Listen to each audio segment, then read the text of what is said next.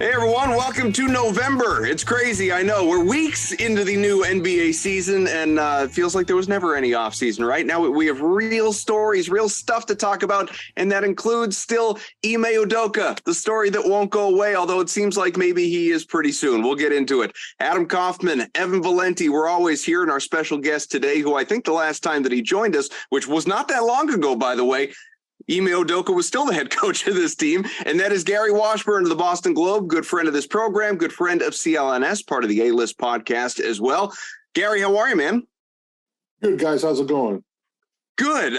Listen, there's lots to sort of a lot on the bone to chew on as it relates to the Celtics and their 4-3 start. I promise to the people out there, we're going to get there. And if you're just tuning in, you don't want to hear about Ime, fast forward a little bit and we will talk about the team, but we're going to start with all of this Ime stuff. You've been writing about it. Your colleague Adam Himmelsbach has been writing about it. I thought he had very, very interesting comments from Marcus Smart and Jaylen Brown about Ime with respect to, obviously what's going on with these reports, this seeming inevitability that he's going to land with the Brooklyn Nets this season, maybe today, maybe tomorrow, to start as the head coach of this team to replace the parting of the ways with Steve Nash. He was fired. We all know how that went down.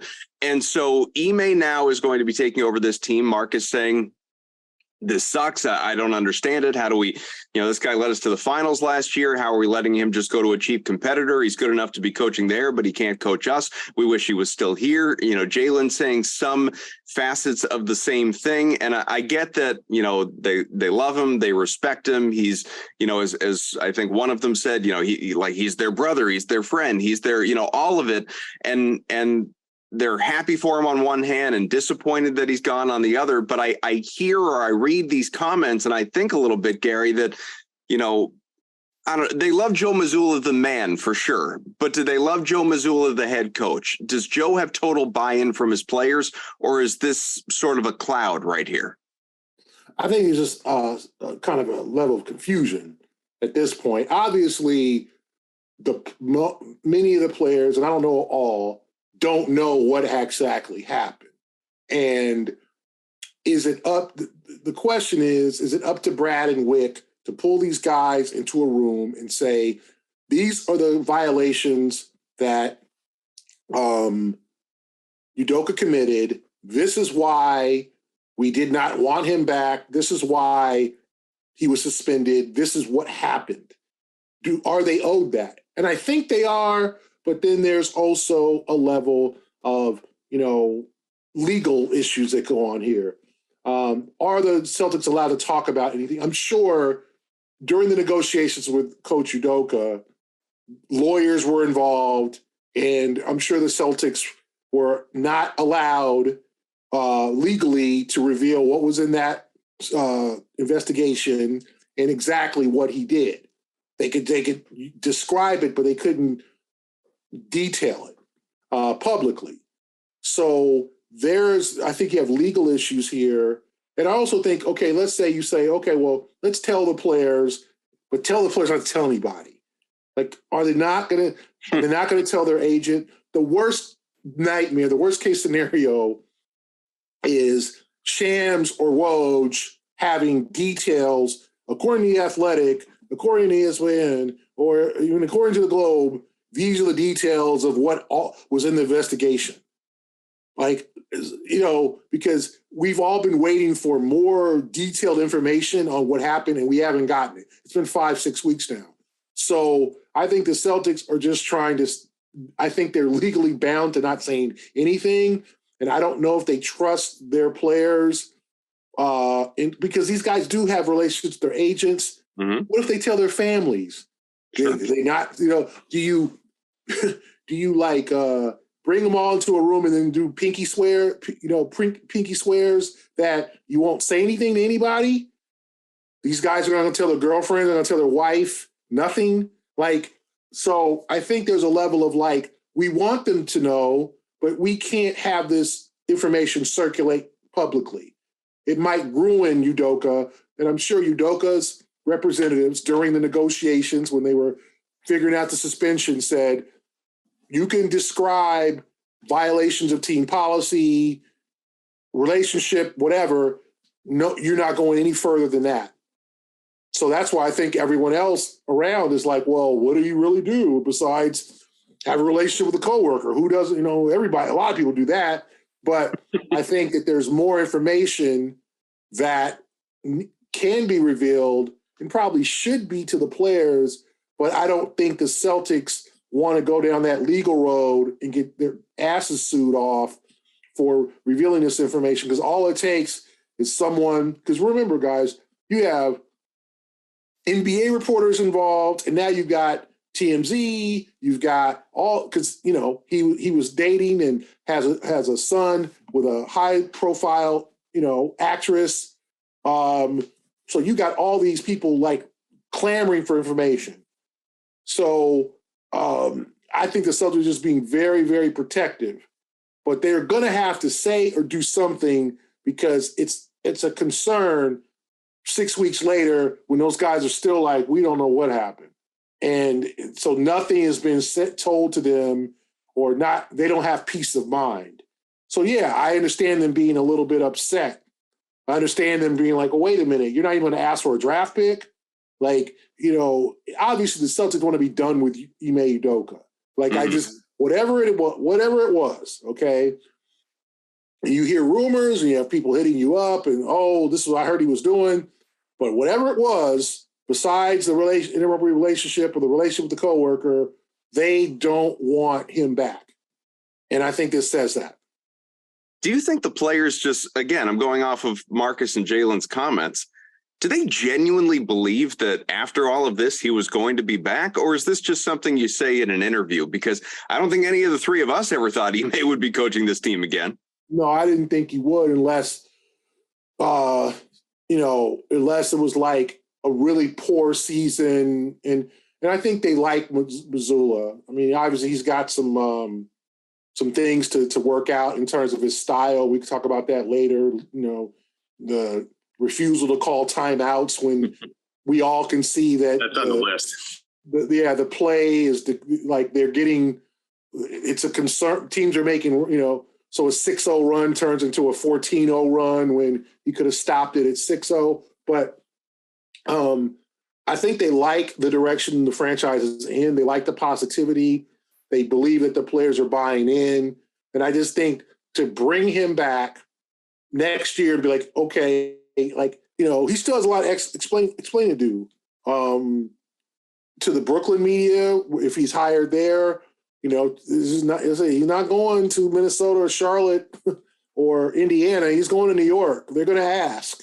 They're going to be paid $6. There's going to be all these people there looking for information of what did you do? You're going to ask. You must be keeping that calendar open. I bet you're going to be there. Of course. And the question is, does he do I made a mistake and I have a comment, or does he do what I felt like I did? And there was a disagreement in my actions and there was a confusion there and I felt like I was wronged. Now, I don't think he'll say like he felt like he was wrong, but I'm sure he'll attempt to not say downplay. I don't know if he'll just be like, yeah, I was out of control. It's been 6 weeks. So you're in control now? Like the therapy sessions, all of that ended last week. You're cured from from your off the court appetite. So anyway, I think that the players are buying into Joe, but I also think they probably haven't had closure. And when you don't have closure, when you have to create your own closure, that's a difficult and long process. It's not going to be 6 weeks. So this lack of closure, lack of clarity kind of to this whole issue, and this, to the players in the locker room, to many people who've been following the story. And this is not me saying like we are owed the details. I think they to some degree are, and like I'm not. I just, I'm curious like anybody else, obviously. But, the reports have just been so all over the map, so fascinating with all of this. And Woj, to his credit, was one of the first people at the very beginning of this thing to say, don't rule out the idea of Ime not only coaching again, but coaching somewhere else this year. Like that could happen. And then you have Matt Barnes, obviously, who's kind of in the media, I guess, saying like he may never coach again. Like what I've heard, like this he's done in this league. And so like that's sort of the range of opinions, of reports and everything that we've heard about this. And based on what is out there to this point, it makes you at least wonder, and I'm not saying it makes you wonder, has Boston overblown this thing at all as an organization? And I don't mean morally or ethically, because again, I don't know what went down, but professionally, with respect to Udoka's career, to even suspend him for this period of time, or let him go without compensation, as you talked about, to just want him off payroll and to be done. Is it, have whatever these transgressions are been potentially, is this at all short-sighted on Boston's part, given that this guy took you to the NBA Finals last year? You would think that's a question to ask, Adam, but I also think he led you to the finals. It's worked out. They must. I don't think they wanted to get rid of him. I don't think that they were like looking for an excuse. They're not coming off, Adam, a 500 season in a first round elimination where there was like, you know what, this wasn't working anyway, and now he's acted up. Let's make a move. Like I think they really, really wanted to keep him. I think there's a high level of disappointment in the organization because of the faith they put in him and the power they allowed him to have, and how it was eventually effective, and how they were 2 wins from a championship. So I don't think that it was. I don't know if it was overblown, but I do think when you don't give any information, it leads for people to think that it was, especially when Brooklyn is like, oh, we'll take you, an organization that has had, a ridiculous amount of upheaval from last year to this year to last week to yesterday.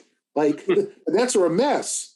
So I do think that shows the desperation of the Nets, because, this is a situation where, you have women involved, right? And you have discomfort amongst the organization for women. Like, do the women in the Nets organization, are they going to feel protected? Do the women in the Celtics organization feel protected? This was something that is far more than just basketball. This wasn't, and I'm not downplaying, like, this wasn't like a DUI or something that was personal, right? Like he did harm to himself, and right. He could have done harm to someone else, but luckily he was stopped before he got to it. Something like that, where it was like misconduct, a personal thing. This is like relationships, conduct with women, superior, subordinate, all these issues that come in. And especially in these days and times where women, thank God, are fighting and getting more power and being able to say, hey, I'm not comfortable with how I'm being treated or how I'm being approached or how this person is speaking to me, or the physical, putting your hand on my shoulder or whatever the case may be. They have the right to say that now. 30, 40 years ago, they didn't. They were told to keep working, or they were told that's the way it is. Men will be men. Like, that doesn't happen. That's not the case anymore. So this is serious. And if I'm the Nets, I don't know, 5 weeks, they got enough good information that in 5 weeks they're ready to roll. That's my question. What makes all this even more complicated is that the Celtics, this is bad enough for the Celtics to say, we don't want anything to do with this guy. We're going to put him on suspension for a year just as a placeholder until we figure out everything that's going on, right? Until we can really piece everything together. And the Nets, within, you want to call it an hour? You want to call it 2 hours? Went from we're firing Steve Nash to Ime's the leading candidate to be the new head coach of this team. Like, how does that happen, Gary? Or is it just one team saying we don't care about the because you can make the case that Nets don't care about the optics. Is it one team saying we don't care about the optics? We're just going to do this anyway because it's best for our basketball team in the season that we're trying to have? Or has this been in your mind, Gary, been brewing for a little bit, and the Nets been hanging around in the background?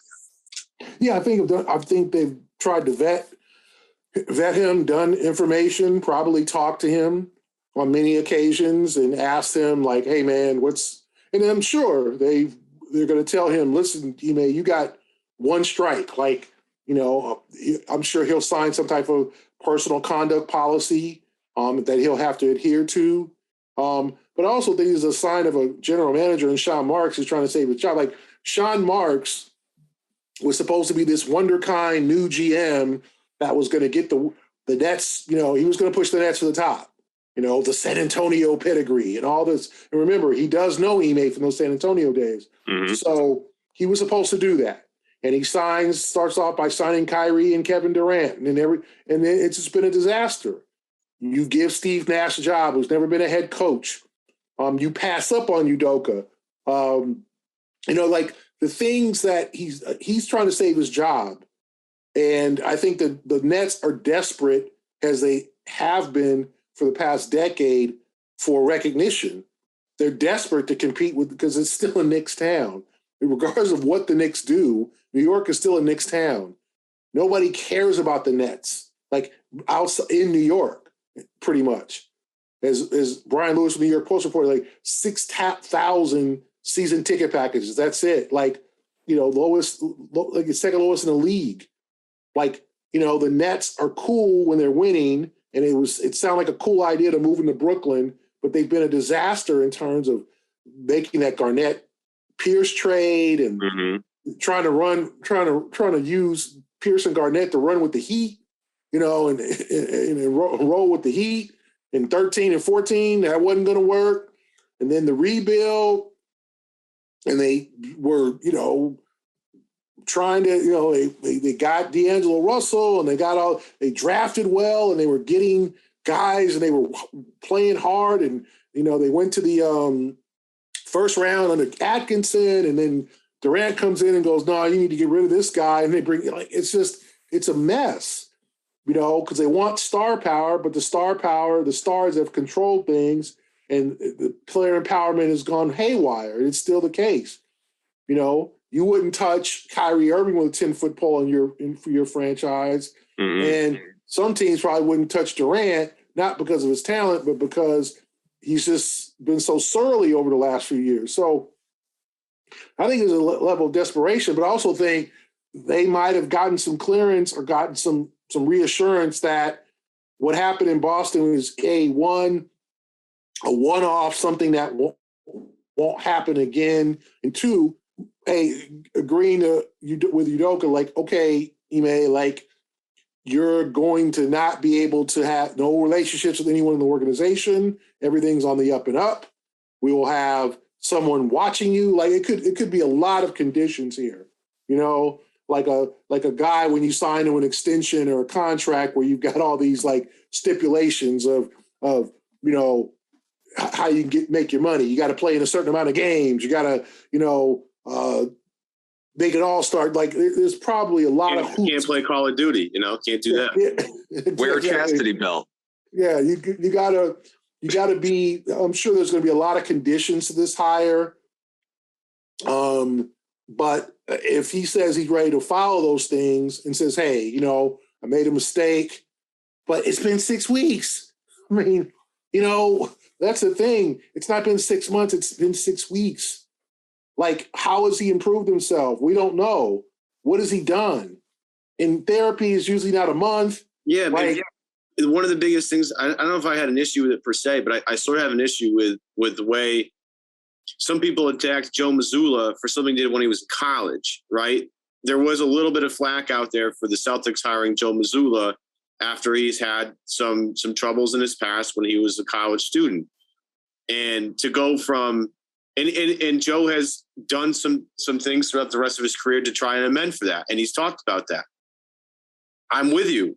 What has the guy done in 6 weeks to reinvent himself to be a better person? If the violation is so bad that the team that just went to the NBA Finals with him, and again, he is a hell of a coach. Period. The team that went to the NBA Finals then that transformed their team into this really tough great defensive team with two budding stars on the team and Jason Tatum taking the mega leap to first team All-NBA last year, to say, no, we want nothing to do with this guy. I just have a hard time feeling that you've been rehabilitated in that amount of time. And then we have people that want to give Joe Mazzulla a hard time. Like I just have a problem with the way that's been handled, I think. I don't know. I don't know about you guys, but it's just, at some point, Gary, the information has to come out. So again, you talked about closure a little while ago. And I almost feel like there's just so many things involved. It's very sticky, very messy, but there has to be some sort of closure to this thing so we all can move on collectively, correct? I agree. You would think, but then you get the legal situation going on. You get the Celtics don't want to be sued. They don't want to be sued by Udoka. They don't want to be sued by the person that he was, he was in a relationship with. I mean, they have to be very careful with this. I think they've been told to do that. And they're in a sticky situation themselves. Now, the question is, if you're Celtics, would you have asked for compensation? Hey, I need a first rounder, or 2 second rounders or whatever. I need something for my, what do you do? Or are you just happy you don't have to pay him anymore? And now you're paying, you could try to figure out how to work a deal to make Mazzulla your permanent coach, if that's the direction you want to go in. There's a lot of questions here, and I said, there's so many things out there, but, the Celtics have to at least relate to their players. This is what's going down. There has to be better communication between the organization and the players, because you don't want Marcus saying what he said. Gary, I bring this up because Jaylen Brown entered into the conversation talking with your colleague, Adam Himmelsbach. Is race a factor in this, in your mind? I'll just say this. I think there's a level of shock among those of us who are covering the league who are black, that a black coach can mess up so much and come back. This is like Bobby Petrino stuff. This is Rick Pitino stuff here. This is usually reserved for a college coach. Usually black coaches don't get a second chance when they really, they don't generally get a second chance when they lose, but they don't generally get a second chance when they mess up off the floor. So, I think race does play a part, because I think that there was kind of an assumption that, one, Ime is going to have to really wait his turn to come back, and two, other young rising African-American coaches are going to be vetted very hard now for their past and their personal lives before a team takes a chance on hiring. That still might happen. That still might happen. But I do think race does play a part. I don't know if it's over racism, but there's a level of, I think, that black coaches have to deal with, like what Charles Barkley said years ago, the only time a black coach gets a job, the team's terrible. Jamal Mosley, Chauncey Billups, you look at the coaches that take over, okay, this place is a mess, fix it up in 2 years or you're fired too.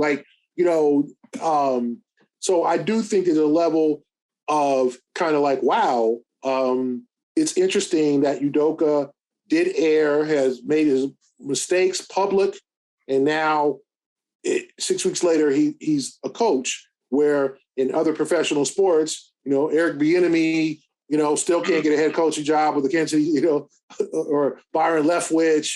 We revert to the NFL. We see all these managerial hirings in baseball, no blacks, still no blacks in the World Series. Obviously, it says so much about baseball, but all these, guys can continue, white managers and white coaches can continue to mess up. I mean, I can just only think, Andy Reid's son just literally got jail time for a DUI. No one judges Andy Reid over that. His son had literally permanently hurt a little girl, DUI. He gets 3 years. Was Reid even asked that in his press conference this week? Nope, he's getting ready for the Chiefs. He's getting ready for the Titans game. No one says anything, or we can go to locally. I'm not talking about messing up, but Steve Belichick can get have power in the organization because he's Bill's son. Like, did Steve play in the NFL? Did Steve, what I'm saying? Like, it's just a general good old boys network. So I think Jalen's reference that, like, I'm surprised and pleasantly surprised that a black coach who made an egregious error can be brought back and will be allowed to coach again. Because a lot of us did not think it would happen so fast, obviously. I think there was a level of he'll coach. And I don't know what Matt Barnes, I think I know what Matt Barnes was referring to, some of the rumors that I don't know are true, but I never thought, he'll never coach again. I thought it would take a year or two.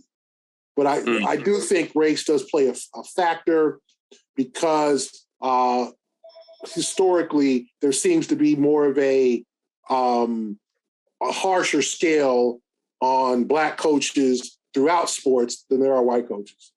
Are you, Gary Washburn, NBA columnist and reporter, still digging into this story? Like, you just talked about some of the stuff that you've heard that, you don't know if it's true. We've all heard stuff that maybe it's true, maybe it's not. Are you still, is this a story that you're even interested in breaking, or is this just so deeply personal and sort of off topic that it's like, I'm going to let someone else take this one if all these details are ultimately going to emerge anyhow? No, it's something you still pursue, yeah, as a reporter, because the question is, who is this man? Who did the Celtics exactly hire? Like, who is Ime Udoka? And I think that's the biggest question. And he's going to have to, he was a very, I've covered a lot of coaches over my years. Ime was a very private, personal man. He was not a friendly guy, wasn't mean or nothing to that effect. He was just, standoffish. Yeah, he's just about business. How you doing? You guys saw him in the breed. He joked here and there. He was not like Missoula. Is you see it, his personality starting to come out. Missoula's more open. Like, Ime was a serious dude, which is fine. I know, we all can be serious at times. Some more serious than others. Most of the time, Udoka was a serious guy. He was no nonsense. He was just focused, but and people thought, wow, that's really great. That's why he's here. That's why he's, was a top candidate. That's why he's in. And so you see that guy that that's the thing that we've all been asking ourselves. Like, you work as a black coach, you work your ass off to get to this level. You didn't have a great NBA career. You're not, because that's the one thing, if you're a black coach and you had an average to below average career or didn't play, the chances of you coaching are not good. Deion Sanders is going to probably get a Power 5 job, because he had to go to Jackson State to do that. Steve Nash never coached a game and got the Brooklyn job. Like, people don't understand kind of the disparity in that. Steve Nash was helping out with the Warriors. And then, hey, Steve, here's the Nets with Kyrie and Durant and James Harden. Hey, handle that. You're smart. Like, people don't versus someone like a Patrick Ewing who's been, yes, who couldn't get an NBA job. Right, and he's not doing great at Georgetown. Right. It's a tough job.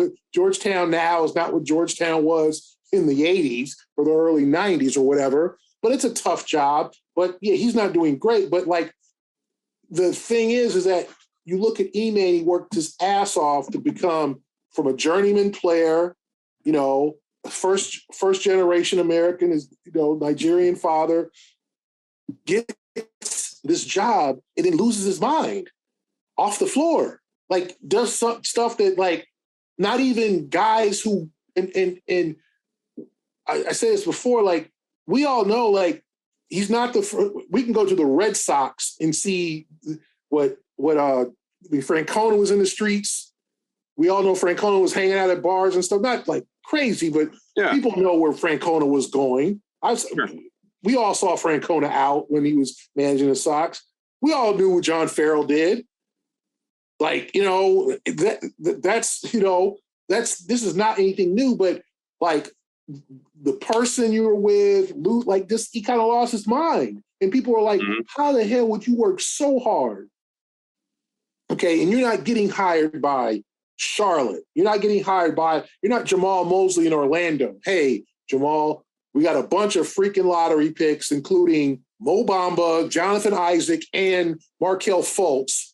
One dude's been out for 2 years. Mo Bamba was a bust, and Markelle Fultz can't shoot. Like, turn us into a playoff team. And they're going to be okay. You got Banchero and say, but like, that's the kind of job, or, hey, Chauncey, go to Portland where, we're about to blow this thing up.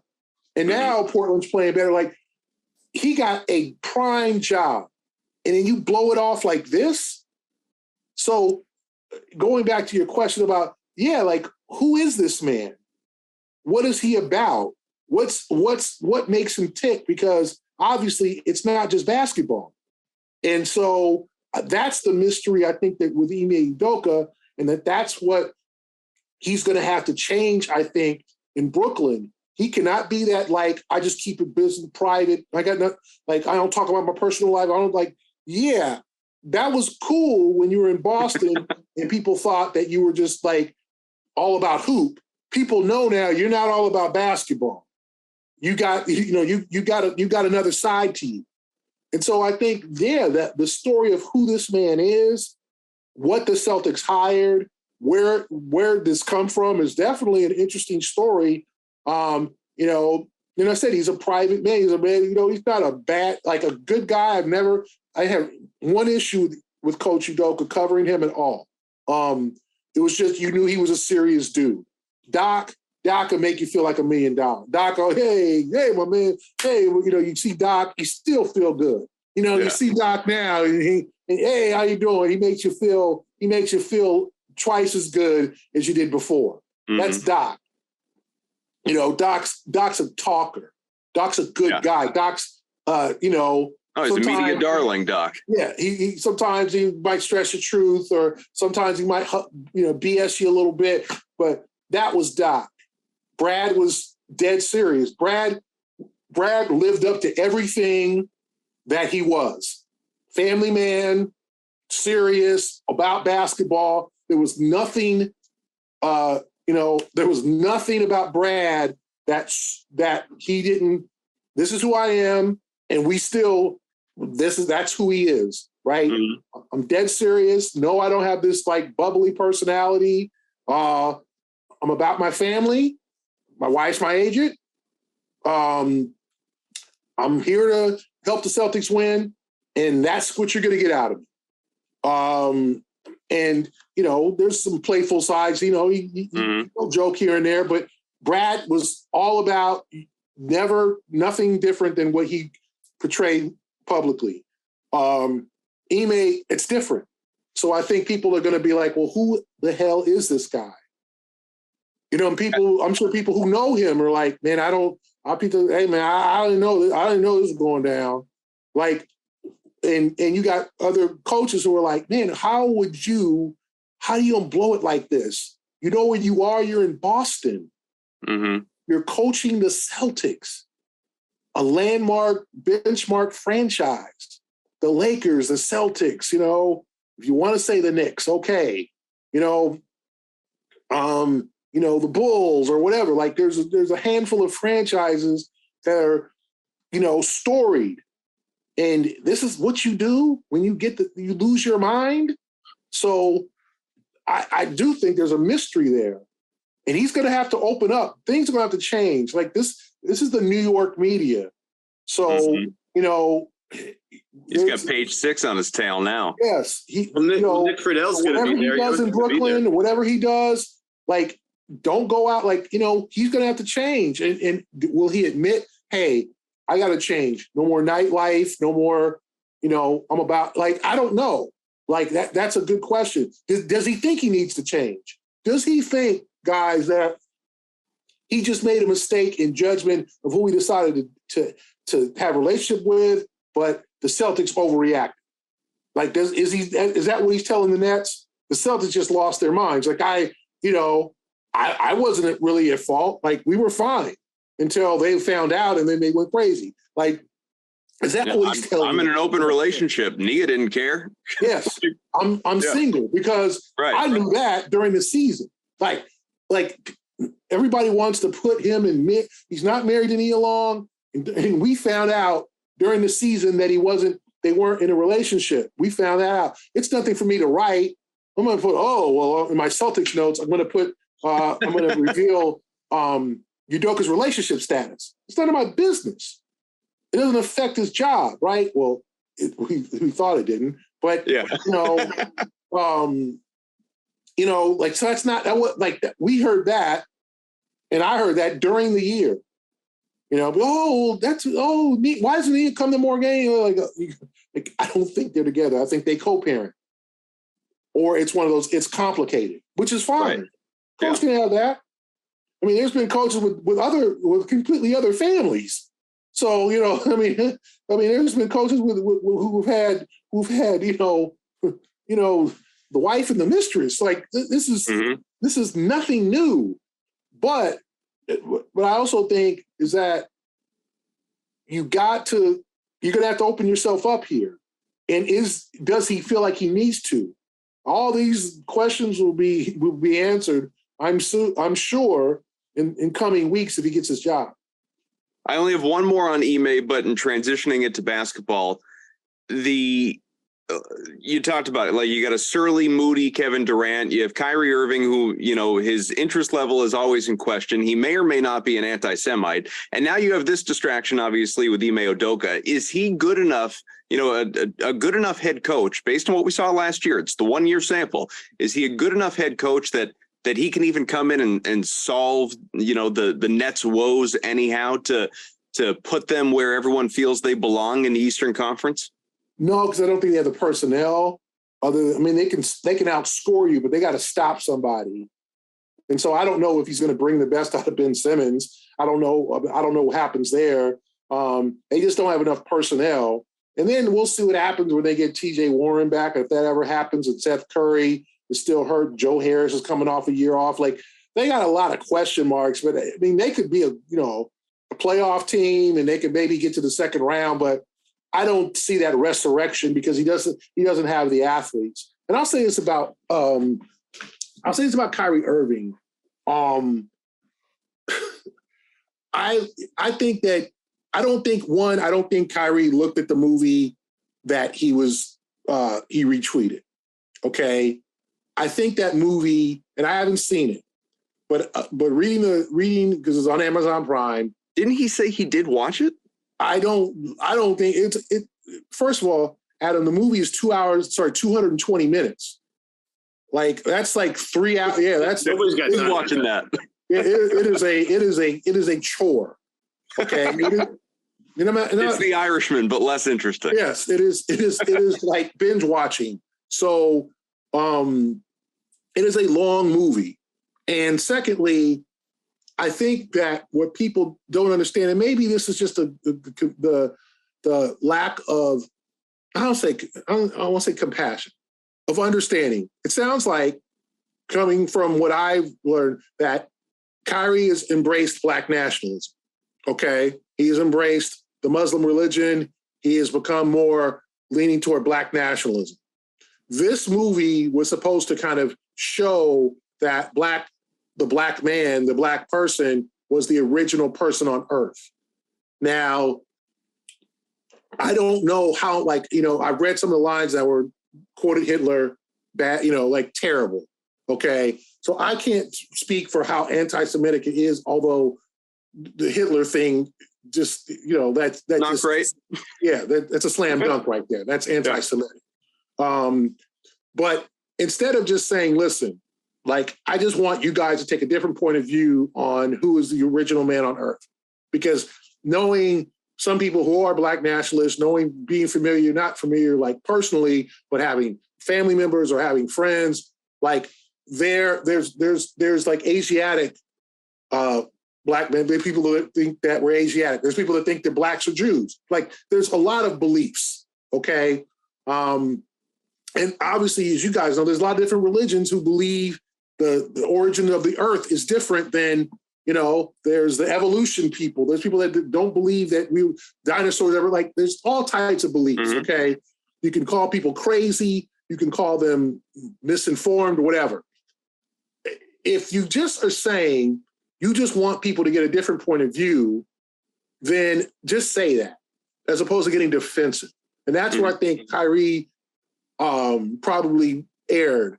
And I'm not saying he's right. He's made a lot of mistakes. He's, and he gets utterly defensive. And I can't say how anti-Semitic this movie was, although I'm sure it was, in terms of some of the quotes that I've read. But if he just said, listen, I didn't watch it, but I just want people to have a different point of view and learn something different. Because there's a lot of books of Black nationalism. There's a lot of books on how a lot of things happened in this world that are, that you can buy at certain bookstores that are, could be viewed as offensive, or they could be viewed as educational. You know what I'm saying? Like, it all depends. Are they offensive? I'm sure some of them are. There are books that are about slavery that will have N-words all through them. Is that offensive? Yes. Would it be? Would it offer a different perspective? I don't know. You know what I'm saying? So I think Kyrie, instead of just saying, listen, I just wanted people to see a different point of view. I don't support this, but it sounds like it's something that I am going to watch. It might have solved the problem instead of him getting ultra defensive. And I think he's going through this personal metamorphosis in terms of Black nationalism, in terms of, that he's ultra defensive, especially to people who aren't Black. And so he's going through a change. And that's what I think he needs to explain, not saying like I'm going through a change, but like you could just tell the Native American, and then suddenly, he's observing Ramadan, things that I don't know if other media pick up on and think, okay, like he is going through, and there was a lot of athletes in the 1970s who embraced Islam, who changed their names, who went through religious kind of metamorphosis. And I'm not blaming him for that or saying, if he wants to be Muslim, that's fine. He wants to go by certain rules, but one, don't offend anybody. Two, don't embrace anything anti-Semitic that's ridiculous and that's racist. But I think he needs to explain himself better, but I think he gets uncomfortable when he's questioned. And that's where that whole thing went. And I think, honestly, if he just did a one-on-one interview with if you want to talk to somebody and just say, listen, this is the perspective I have. I don't know, people might not agree with me. And I don't think people have to agree with him. I don't think we agree. We all agree with each other's religious beliefs. We all are on the same page. There's a healthy respect we have for each other. It's just like someone's political beliefs. You're not crazy about someone's political beliefs. I might not be crazy about, or you were raised in a religion that taught you one thing. I was raised in a religion that taught me another thing. So I'm going to say you're wrong, or you're going to say I'm wrong. No, we're just going to agree to disagree and have a healthy respect. And maybe even learn about and educate ourselves about what your perspective is and you about mine. This could be a teaching moment. But Kyrie, instead of doing that, decided to, get defensive and then say, deny that he was promoting it and that type of thing. So it's a touchy subject. And I think it's not as black and white as, oh, he's anti-Semitic. I do think that the film was anti-Semitic and had anti-Semitic references, but I don't know if Kyrie either read the book, because it was a book in 2015, and it was a movie in 2018. Did he really read that? And was he just trying to say, this sounds like a movie that you guys, my followers, need to check out? Is that promotion? I don't know. I do think it's partially promotion, but I also think he probably didn't watch Well, unfortunately, it's sort of the whole like the people who, I don't know if people still do this, but the people who used to put in their like Twitter profile, like, retweets are not endorsements. When your brand is as big as it is that of a professional athlete, and in particular NBA players, and you have as many followers and whatever, Twitter, Instagram, everywhere else, and you put something out there, and unless you sort of qualify it as this is not an endorsement, it's just assumed to be one. And that's, fair or unfair. That's just kind of the reality of the world. I got an idea, guys, about 45 minutes in. Let's talk about the Celtics for a few. They're 4-3, as I mentioned, and sort of, Gary, this is just where my brain goes sometimes. In an alternate universe, they could be 7-0, right? I mean, they've lost 2 games in overtime. They blew a 19-point lead against the Bulls in a game that they lost. Like they could be undefeated right now. It doesn't mean they're perfect or anywhere near perfect. They have issues. We've documented some of them off the top with the Joe Mazzulla lack of calling a timeout, and there are obviously injury concerns. Not having Rob Williams has contributed to inability to close games late or stop opposing big men on the other side, the issues on the glass, defensive issues overall, which certainly, last year, number 1 defensive team in the NBA by a wide margin. This year, they're a bottom 10 team, and that might even be kind the way they have looked so far defensively. So how much of this is just, it's early, you don't have Rob, you're adjusting to a new head coach, so don't sort of get lost. It's all a little bit overblown. They'll figure it out versus real concerns to you right now. Yeah, I think there's concerns of the defensive lapses, and some of the just what I saw last year, coasting when you're up. They're up 66-54. They looked like they were in total control. Cleveland couldn't hit a shot, and then here comes that, and we can go on the Mazzulla timeout thing. Then suddenly it was a quick 4-0 run. Then it was a 6-0 run. Then you're like, okay, you could see it.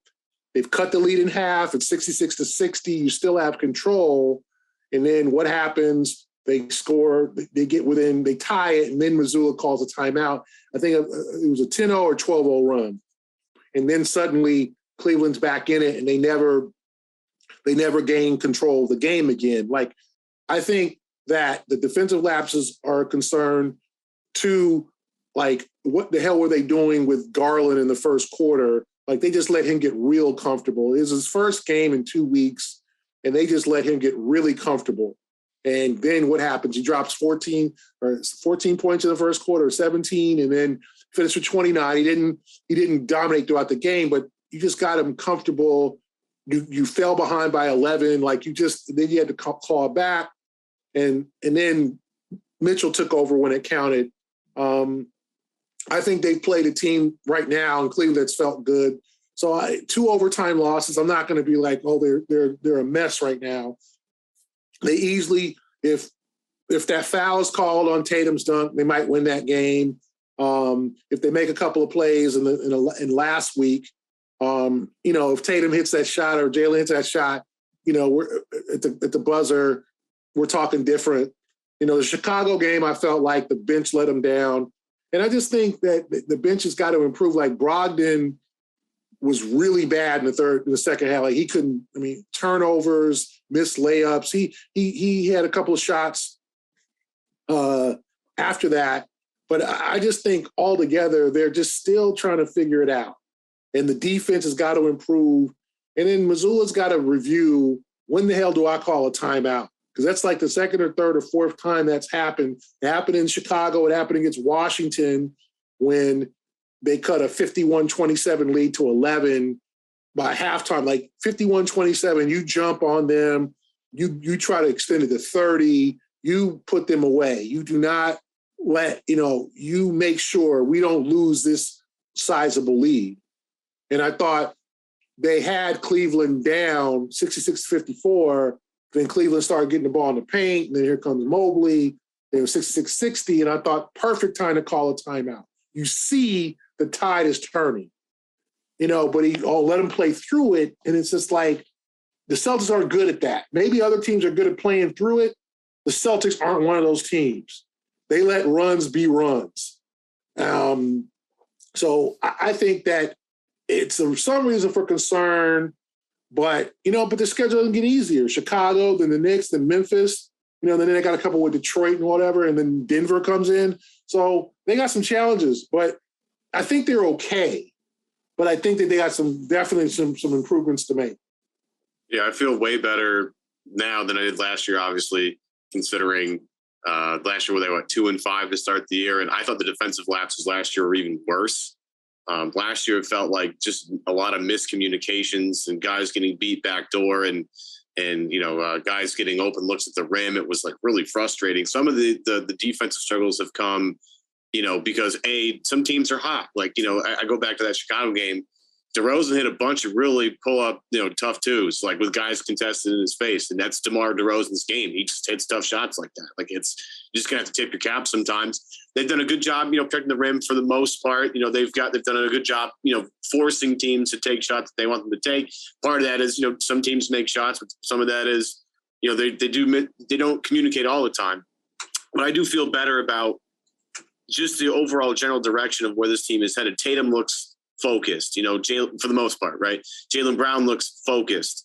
The team makes sense. And obviously without Rob, you can see where, okay, if Rob's here, this is a little bit different, but you're also banking on Rob being 100% healthy. I just feel, again, 4-3 after 7 games against an albeit pretty tough schedule to start. I mean, they've played a lot of really tough teams. So it's not like they've been beaten up on Orlando the entire season. They've been playing some teams that have playoff either aspirations or like Cleveland is really good. Like Mitchell has been exactly what they needed to help out Garland a little bit. That's going to be a team that's going to be at, a top 4 seed probably by the end of the year. We'll see.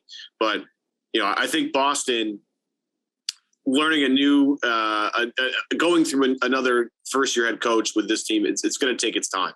I've been more pleasantly surprised than I've been disappointed, I guess I'll say, Gary. I'm not quite sure if people are with me or not, but I think it's hard for me to look at this team and say, yeah, like there's some things I have to work out, but I like my general overall feeling at the end of the day is like, there are good bones here, right? Like last year, coming off the Nets to disaster in the playoffs, not opening the season well with the high hopes of being a good defensive team. They weren't good defensively.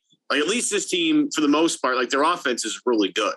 Like offensively, they don't seem to. I mean, yes, teams do struggle, but offensively, they seem like they know what they're doing most of the time. They get good shots. They're getting to the free throw line a little bit more. Tatum's taking a leap. They're doing a bunch of stuff better offensively. So I think there are things to tune up, fine tune as every team has to. But I don't foresee like this team will be there at the end of the year. Whether they're a top 2 seed, we'll see. But I feel very comfortable saying that the Celtics by the end of the year will be a top 4 team in the East. I'm not sweating that at all right now. I don't think it's a hot take though.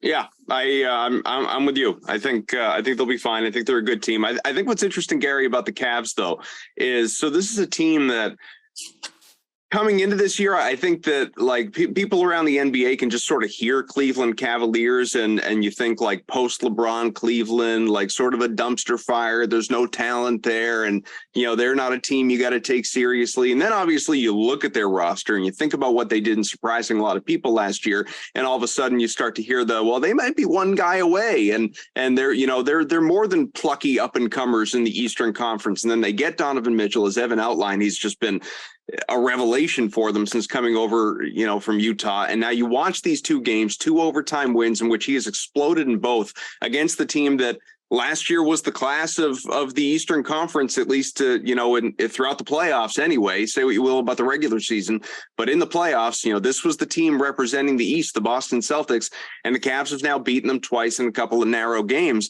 And, I coming into the season, I would have put them as a top 4 or 5 team in the East. So it's not like they're blowing my mind. They were always, right there in the conversation, but doing what they're doing so far, 6-1, I think to this point after that latest win, is this a team that's more than holding its own? Is this a team that you can confidently say like, man, like they could come out of the East. Like they could, forget the Celtics, forget the Nets, forget the Bucks, the Sixers, if the Sixers put it together. Like this is a team that could actually emerge this year.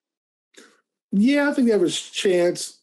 It reminds me though, guys, of last year. Remember how hot the Bulls started And injuries killed the Bulls. Yeah, and then they just tailed like with injuries, but then they just went into a rut. So I just think like we have to be a little bit more, a little bit calm, a little bit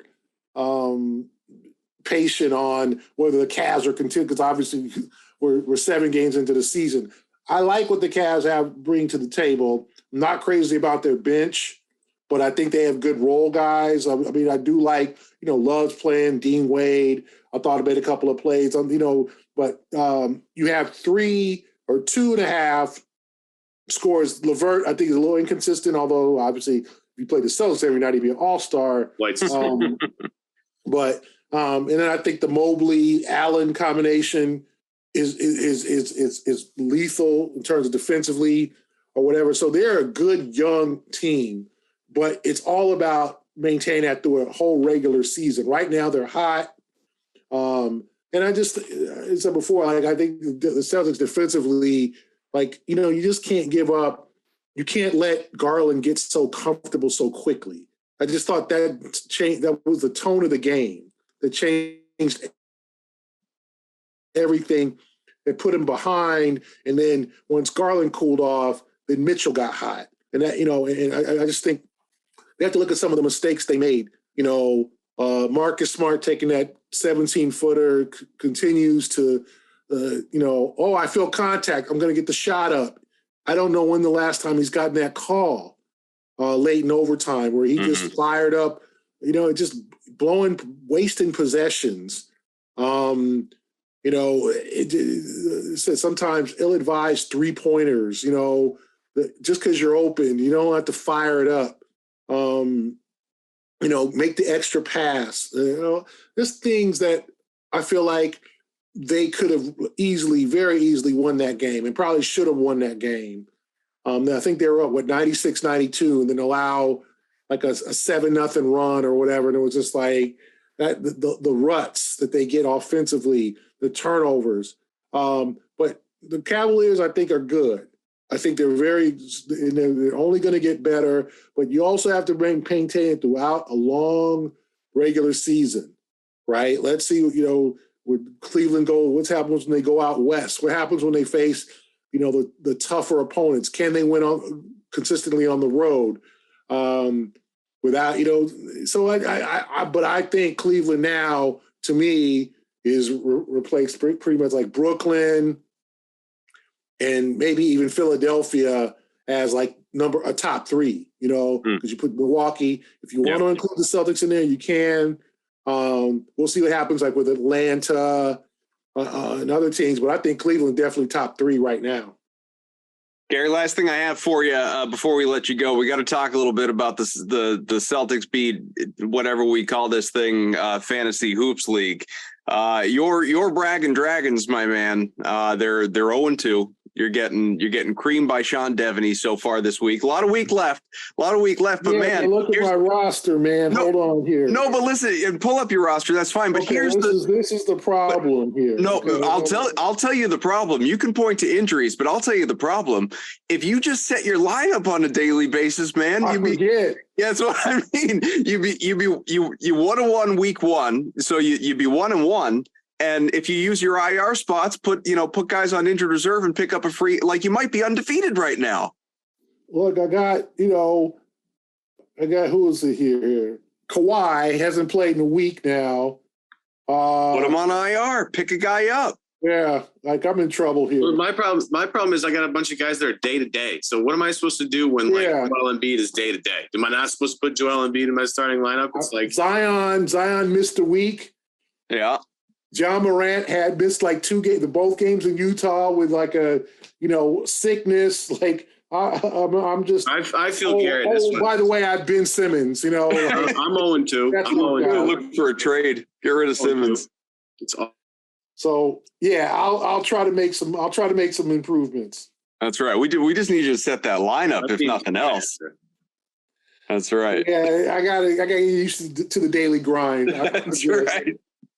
That's what it's all about. That's what it's all about. I felt for picking Anthony Davis because, like, You're sitting there in like the 6th round. I'm sitting there. I'm like, okay, at some point, like somebody's going to take Anthony Davis, and I should have known better. It's really going to bother me because I knew better, and it's a bunch of guys on my team that I should have known better. But I don't know. My team, every fantasy team I'm in is just a nightmare. So that's why, again, as I explained to Greeny last week, like there's a reason why I passed on Tatum for Joel Embiid, because I've had the worst luck with fantasy, and I could not burden Jason Tatum with that.